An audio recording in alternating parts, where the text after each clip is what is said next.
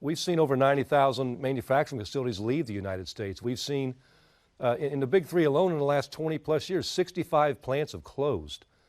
And so, look, tariffs aren't the total solution. Tariffs are a tool in the toolbox to get these companies to do the right thing, and the intent behind it is to bring jobs back here and invest in the American workers. If they're going to bring jobs back here, they need to be life-sustaining jobs where people can make a good wage, a living wage, have adequate health care, and have a retirement security, and not have to work 7 days a week or multiple jobs just to scrape to get by paycheck to paycheck.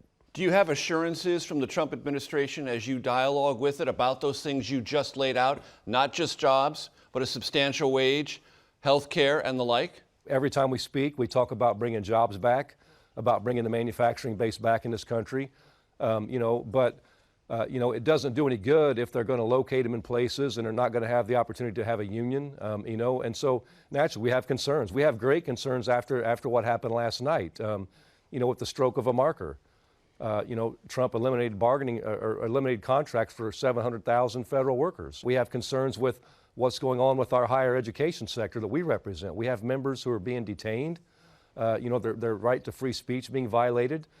We have workers at the National Institute of Health that provide vital research and that is for the betterment of the people. So, we have big concerns with that. So naturally, yes, every time we talk about trade, talk about tariffs, it's an integral part of that. These have to be good paying union jobs. I'll get back to the tariffs and autos in a second, but since you brought up this executive order, it regards an effort by the Trump administration through the president to stop or certainly dramatically slow collective bargaining for federal workers. Randy Irvin, who's currently the president of the National Federation of the Federal Employees, calls it the biggest assault on collective bargaining he has ever seen. Do you agree with those sentiments? Yeah, exactly. I mean, spot on. Look, I remember when I was 12 years old when Reagan busted the PATCO workers. That was a massive issue back then. And the Air Traffic Controllers Union, talk yes. About that labor. Yes. Look, this is 100 times worse than PATCO ever dreamed of being.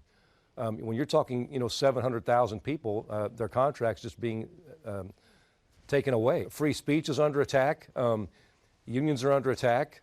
You look at the changes to the NLRB. You look at the situation with the Department of Labor, Department of Education, Veterans Affairs. I mean, why are all these things under attack? Medicare, Social Security.